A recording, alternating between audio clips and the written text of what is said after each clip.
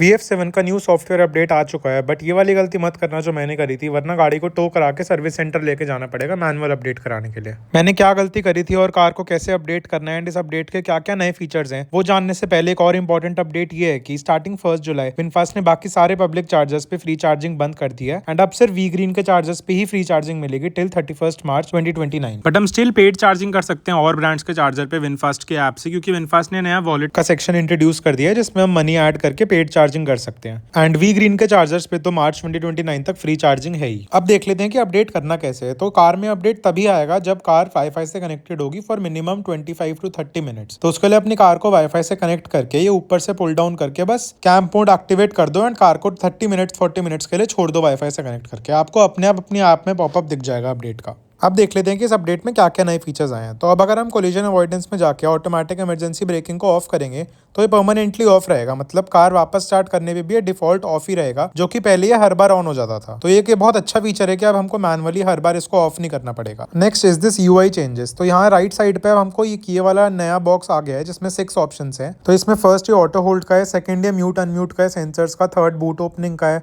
Fourth mirrors का है, fifth heads up display का है और सिक्स्थ एडास सेटिंग्स का है। तो पहले ये सेटिंग्स जो हमें मैनुअली करनी पड़ती थी सिर्फ मेन्यू में जाके, वो सारी सेटिंग्स अभी मेन होम स्क्रीन पे ही आती है। एंड अब ये वाली स्क्रीन भी पूरी रीडिज़ाइन हो गई है। अगर हम ये ड्राइव वाले बटन पे क्लिक करेंगे जो सबसे राइट में है, तो उस पर एक नई स्क्रीन खुलती है जिसपे बड़ी कूल सी एनिमेशन आती है जिसमें हम ड्राइविंग प्रेफरेंसेस चूज़ कर सकते हैं, इको, नॉर्मल एंड स्पोर्ट। तो इनके थोड़े थोड़े आइकन्स भी चेंज कर दिए और ये कार के कलर चेंज होते हैं अगर हम मोड्स पे अलग अलग पे जाते हैं। तो बाकी तो इसमें नीचे सारे सेम ही फीचर्स हैं, क्रीप मोड, ऑटो होल्ड वगैरह के। एंड ये सेम आइकन्स कार मोड्स वाले यहाँ पे भी आते हैं, जैसे ये लीफ वाला इको मोड का है, फिर नॉर्मल मोड का है एंड ये फ्लैग वाला स्पोर्ट्स मोड का है। अब इसमें और चेंजेस के लिए एक बार सेटिंग्स में जाके देखते हैं सेटिंग्स में कुछ नया है। तो सेटिंग्स में एक ये नया स्टोरेज मैनेजमेंट का ऑप्शन आ रहा है अब। एंड यहाँ पे आउट ऑफ 32 GB कितना स्टोरेज अभी यूज़ कर रही है हमारी कार वो भी दिखाता है। इसमें हम ये गेम्स भी डिलीट कर सकते हैं, कैश डिलीट कर सकते हैं, डेटा डिलीट कर सकते हैं। एंड अभी ये 11 GB यूज़ दिखा रहा है। एंड इसमें क्या नया VF कनेक्ट स्टोर आ गया है जिसपे हम नई ऐप्स एंड गेम्स भी डाउनलोड कर सकते हैं अपनी कार में। तो यहाँ पे बहुत सारे गेम्स दिखा रहा है, ऐप्स दिखा रहा है, स्पॉटिफाई, वेदर की ऐप्स, 9 बॉल पूल। एंड ये इसमें मैंने एक गेम डाउनलोड करके देखी थी कि कैसी गेम है, बट ये तो मेरे से बिल्कुल ही नहीं खेली गई। Another cool thing is the gesture control. अगर हम 3 फिंगर से राइट की साइड पे स्क्रीन को स्वाइप करेंगे तो हम यहाँ पे AC की फैन स्पीड तेज़ या कम कर सकते हैं। तो ये भी अगेन बहुत यूजफुल फीचर है अगर हम कार ड्राइव कर रहे हैं और हमें स्पीड तेज करनी है तो। और ऐसे अगर अप टू डाउन मूव करेंगे तो टेम्परेचर भी चेंज हो जाएगा इसमें, बट ये 3 फिंगर से ही होगा बस। तो ये मेरे को बहुत ही यूजफुल और अच्छा फीचर लगा, वरना हमेशा हमको AC के टैब पे जाके इसको मैनुअली AC की स्पीड कम या तेज़ करनी पड़ती है। तो अब 3 फिंगर से ही हो जाता है वो। इसके अलावा वो स्टार बटन में कस्टमाइजेशन भी देख लेते हैं, कुछ नया ऐड हुआ है। तो वो व्हीकल की सेटिंग्स में जाके एक्सटेंशन में अगर हम इसमें जाएंगे तो आई डोंट रिमेंबर कि पहले क्या क्या ऑप्शंस थे, बट आई डोंट थिंक कुछ नया आया है इसमें। ट्रिप बटन के भी आई थिंक पहले भी यही ऑप्शंस थे, so they did not add anything new in this.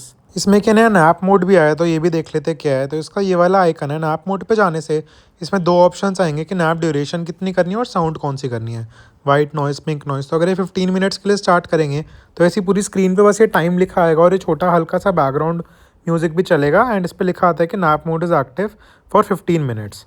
तो ये भी बहुत एक अच्छा और अलग सा फीचर है। तो आई थिंक ये छोटा सा एक माइनर सा अपडेट ही था बिकॉज इसका साइज़ भी काफ़ी छोटा था। ये 300 MB कुछ का ही अपडेट था ये। इससे पहले वाला तो आई थिंक 1 GB प्लस का अपडेट आया था। दिस अपडेट इज़ 7.8.4.10.1 एंड इसमें और तो एज सच कुछ मेजर चेंजेस दिखा नहीं। एंड डेफिनेटली मैं कार को ड्राइव करता हूँ एंड अगर कुछ रेंज इंप्रूवमेंट वगैरह होगी तो I will definitely mention it in the comments as well. अब मेरे साथ क्या गलती हुई, मैंने अपनी कार को अपडेट पे स्टार्ट तो कर दिया, चार्जिंग भी स्टॉप कर दी थी, बट मैंने चार्जिंग गन अनप्लग नहीं करी। एंड यहाँ पे लिखा हुआ भी आ रहा था do not plug in the charging connector during update, but still मेरे दिमाग से मिस हो गया चार्जिंग गन को निकालना एंड उस वजह से ये एरर आने लग गया। एंड जब तक ये एरर आ रहा था तो कार गियर भी एंगेज नहीं कर रही थी, तो मेरे को अल्टीमेटली फिर सर्विस सेंटर विजिट करना पड़ा, जहाँ पे सर्विस एडवाइजर ने इसको एक अपना लैपटॉप कनेक्ट करके कार को पूरा रीसेट करा और नया अपडेट पुश करवाया। मैंने काफ़ी दिन तक कोशिश करी कि ये डिवाइस लेके वो मेरे घर पे ही विजिट करवा दें क्योंकि घर पे ही सॉल्व हो जाता, बट ये लोग बिल्कुल ही नहीं माने बिकॉज ऑफ प्राइवेसी रीजंस कि लैपटॉप को वर्कशॉप के बाहर लेके जाना ही अलाउड नहीं है।